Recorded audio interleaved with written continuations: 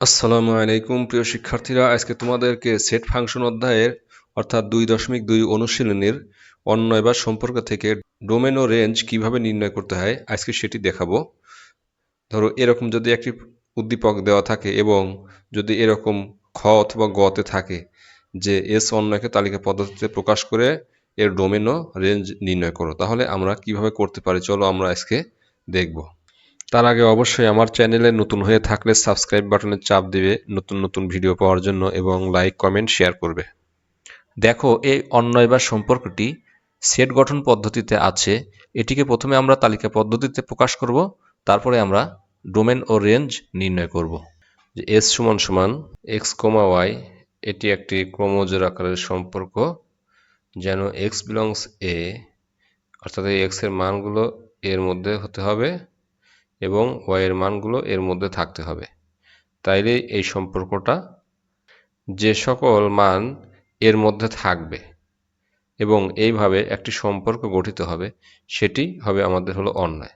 সেটি কিভাবে আছে, একটি শর্ত আছে এখানে যে 2x - y = 1।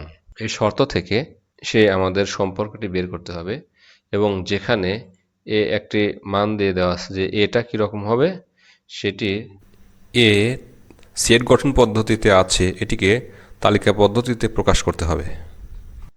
X belongs Z, অর্থাৎ এতে এক্স এর মান থাকবে, সেগুলো হলো জেড এর মধ্যে আছে। জেডগুলো কি?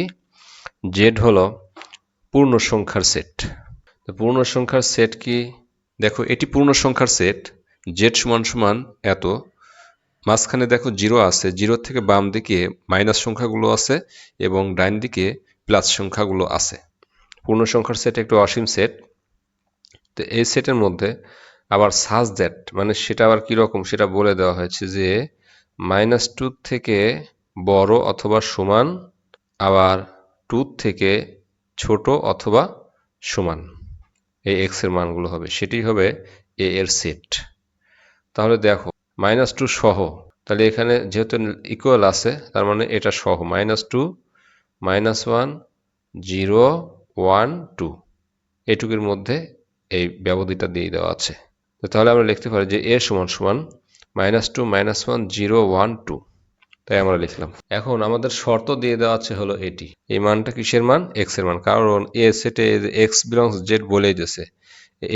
এটা হলো সেট গঠন পদ্ধতিতে আছে, এটাকে আমরা তালিকা পদ্ধতিতে প্রকাশ করলাম যে এক্স এর উপাদানগুলো হলো এটি। এখন এখানে আমরা এক্স এর মান বসিয়ে ওয়াই এর মান বের করতে পারবো। তো চলো আমরা এটিকে সমীকরণে লিখি যে এস, অর্থাৎ এই সম্পর্কটির শর্ত হলো দিয়ে দেওয়া আছে 2x - y = 1। তাহলে দেখো এখান থেকে আমরা বা লিখতে পারি যে বা 2x, 1টাকে বাম পাশে নিয়ে আসলাম তাহলে -1 হলো এবং ওয়াইটাকে ডাইন পাশে নিয়ে গেলাম তাহলে +y হলো। তাই আমরা লিখলাম। এরপরে ঠিক আমরা যদি ঘুরিয়ে লিখি তাহলে কি হয়, দেখো y = 2x - 1, তাই লিখলাম। এখন এইখান থেকে আমরা y এর মান বের করব, এই x এর মানগুলো বসিয়ে y এর কিছু মান বের করব আমরা। চলো এই জন্য আমরা ছক তৈরি করি, প্রত্যেক x বিলংস a এর জন্য y এর মান নির্ণয় করি। দেখো এখানে x লেখছে, x এর মান হলো এইগুলো -2 -1 0 1 2। এখন আমরা y এর মানগুলো বের করব।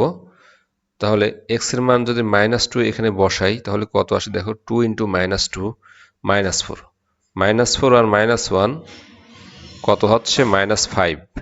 তাহলে y এর মান কত হচ্ছে, -5। সেজন্য আমরা এখানে -5 বসিয়ে দিলাম। তারপরে x এর মান কত আছে, -1।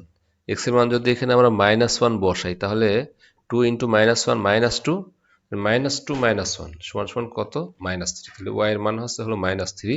তাই এই y এর লাইনে আমরা এইখানে -1 বসিয়ে -3 পেলাম, সেই -3 এখানে বসালাম। একইভাবে আমরা x এর মান যদি 0 বসাই, এই 0 x এর মান এখানে যদি আমরা বসাই তাহলে 0 × 2 তাহলে কত হবে, 0 0 -1, y এর মান -1 হচ্ছে।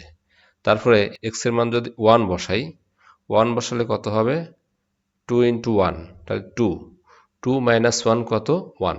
একইভাবে x এর মান যদি আমরা এখানে 2 বসাই, 2 × 2 2 × 2 4 4 - 1 কত, 3। তাহলে y এর মান 3 হচ্ছে, তাই এই y এর লাইনে আমরা এখানে 3 বসিয়ে দিলাম। তাহলে দেখো x এর মান এই মানগুলো বসিয়ে আমরা y এর মান পেলাম। এখন এখান থেকে আমরা এই যে x, y একটি ক্রমজোর, এটি হলো সম্পর্ক। তো আমরা এক্স -2 -5 -1 -3 এই ক্রমজোড়গুলো তৈরি হলো। এখন এখান থেকে আমাদের শর্ত দিয়ে দেওয়া আছে যে y বিলংস এ হতে হবে, y এর মানগুলো এর মধ্যে থাকতে হবে, তাছাড়া সম্পর্ক হবে না। এখানে আমাদের সম্পর্ক বলে দেওয়া আছে। তো y এর মান দেখো, এখানে y এর যে মানগুলো পেয়েছি এগুলো কি a এর মধ্যে আছে? -5 a এর মধ্যে নেই, -3 a এর মধ্যে নেই, তারপরে হলো -1 আছে, 1 আছে, -1 আছে, 1 আছে, 3 a এর মধ্যে নেই।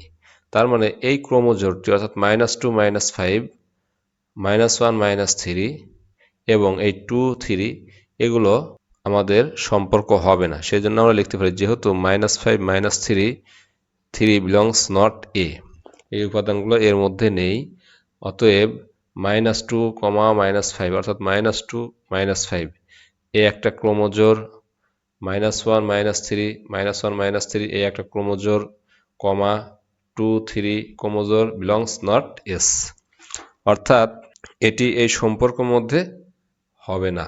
তাহলে থাকতেছে কি আমাদের 0 -1 আর 1, 1, তাহলে এইটা হলো আমাদের নির্ণয়ের সম্পর্ক। অতএব আমরা লিখতে পারি যে s = 0, -1, 1, 1। তাহলে এই ক্রমজোড়টি আর হলো এই ক্রমজোড়টি আমাদের সম্পর্ক। তো দেখো এখন এই সম্পর্ক থেকে কি বলছে যে ডোমেন নির্ণয় করতে বলেছে। তাহলে ডোমেন হবে হলো এই ক্রমজোড়গুলোর প্রথম উপাদানগুলো হলো ডোমেন আর দ্বিতীয় উপাদানগুলো হলো রেঞ্জ।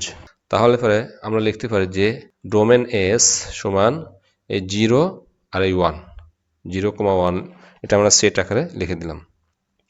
তাহলে এটি নির্ণয় ডোমেন। এখন দেখো ক্রমজোড়ের দ্বিতীয় উপাদানগুলো হলো -1 আর 1, তাহলে এটি হবে হলো নির্ণয় রেঞ্জ। এটিকে আমরা সেট আকারে এভাবে প্রকাশ করতে পারি।